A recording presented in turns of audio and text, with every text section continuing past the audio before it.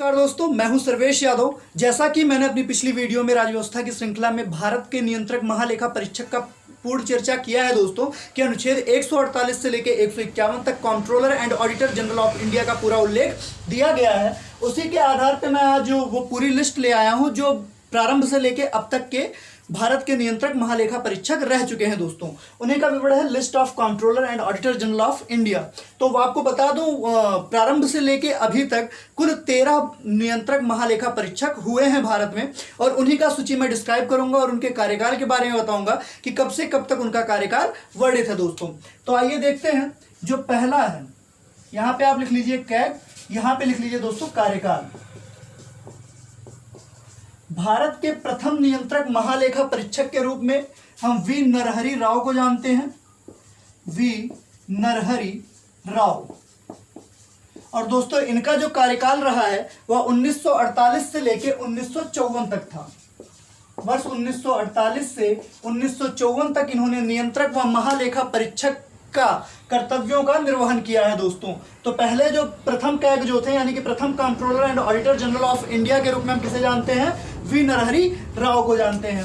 आइए देखते हैं हम दूसरे स्थान पर, यानी कि दूसरे नंबर पर किसे भारत का नियंत्रक व महालेखा परीक्षक चुना गया दोस्तों। तो दूसरे नंबर पर थे ए.के. चंद जी। ए.के.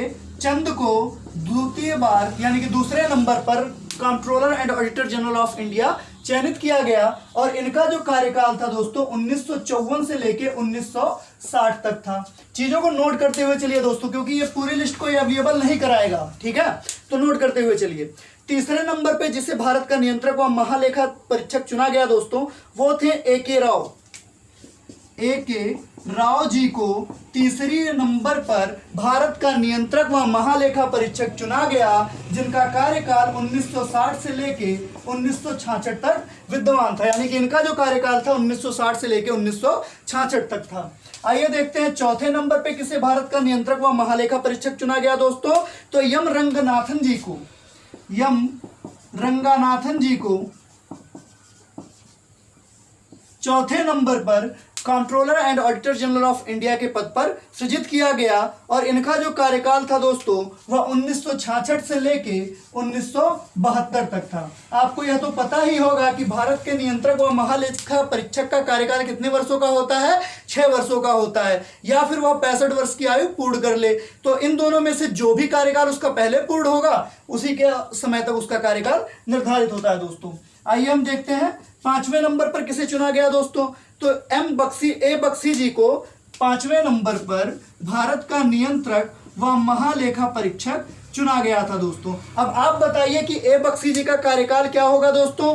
तो 1972 से लेके 1978 तक, क्योंकि कार्यकाल कितने वर्षों का होता है? 6 वर्षों का होता है, ठीक है।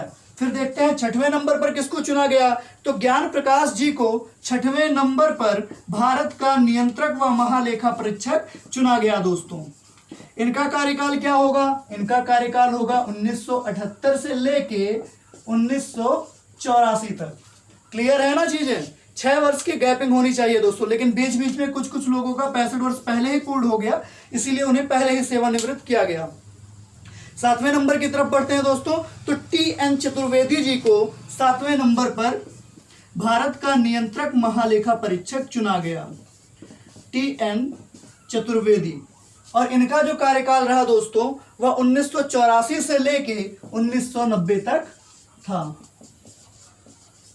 नोट करते हुए चलिए दोस्तों। टी.एन. चतुर्वेदी जी का कार्यकाल 1984 से 1990 तक। 8वें नंबर पर किसे चुना गया? तो सी.जी. सोमहे जी को, सी.जी. सोमहे इनका नाम था दोस्तों, सी.जी. सोमहे। इन सी.जी. सोमहे जी को 8वें नंबर पर भारत का controller and auditor general of India नियुक्त किया गया। और इनका जो कार्यकाल था वह 1990 से लेके 1996 तक था दोस्तों, ठीक है। नोट कर लीजिए। फिर देखते हैं 9वें नंबर पर किसे चुना गया। तो 9वें नंबर पे चुना गया था वी.के. सांगलू जी को। यह काफी ही चर्चित विषय में थे, वी.के. सांगलू जी को। नोट कर लीजिए दोस्तों। 9वें नंबर पर किसे चुना गया? वी.के. सांगलू जी को। और इनका कार्यकाल कब से था? 1996 से लेके वर्ष 2002 तक। वीके सांगलू जी बहुत ही चर्चित विषय में थे दोस्तों, इसलिए इनको इंपॉर्टेंट मान लीजिएगा क्योंकि इनसे कई बार क्वेश्चंस पूछे जा चुके हैं। तो एग्जामिनेशंस में कोई भी क्वेश्चन मिस नहीं होना चाहिए और पहले से लेके 5वें तक के कार्यकाल का सबको जानकारी होना चाहिए कि प्रथम कौन था, द्वितीय कौन था, तृतीय कौन था, चतुर्थ कौन था और पंचम कौन था दोस्तों। आइए अब देखते हैं 10वें नंबर पर किसे चुना गया, controller and auditor general of India. ये सभी लिस्ट जो दिखाए जाएंगे आपको दोस्तों, ये सब एग्जामिनेशंस की दृष्टि से बहुत ही महत्वपूर्ण है। तो 10वें नंबर पर वी.एन. कौल जी को भारत का नियंत्रक व महालेखा परीक्षक चुना गया दोस्तों और इनका जो कार्यकाल था वह वर्ष 2002 से लेके 2008 तक था।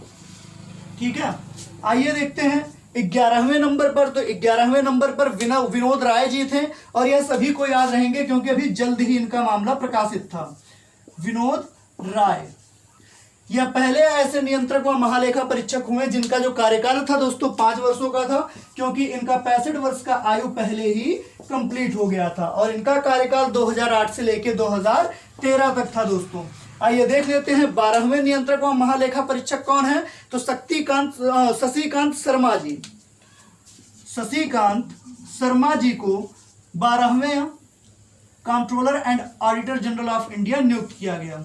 शशिकांत शर्मा और इनका भी कार्यकाल दोस्तों चर्चा में रहा 2013 से लेकर 2017 तक। यह 4 वर्षों तक भारत के नियंत्रक व महालेखा परीक्षक के पद पर रहे दोस्तों। और 13वें नंबर पर जो वर्तमान में भारत के नियंत्रक व महालेखा परीक्षक हैं उनका विवरण है दोस्तों। तो आप जानते हैं कि वर्तमान में भारत का नियंत्रक व महालेखा परीक्षक कौन है, राजीव महर्षि जी। और इनका कार्यकाल कब से चल रहा है दोस्तों, वर्ष 2017 से अब तक इनका कार्यकाल चल रहा है दोस्तों। तो इन सभी लिस्ट को नोट कर लीजिए और याद कर लीजिए क्योंकि एग्जामिनेशंस की दृष्टि से यह लिस्ट बहुत ही महत्वपूर्ण है दोस्तों। अगर वीडियो अच्छी लगी हो तो लाइक करें, शेयर करें और अधिक से अधिक लोगों को जोड़ें। धन्यवाद।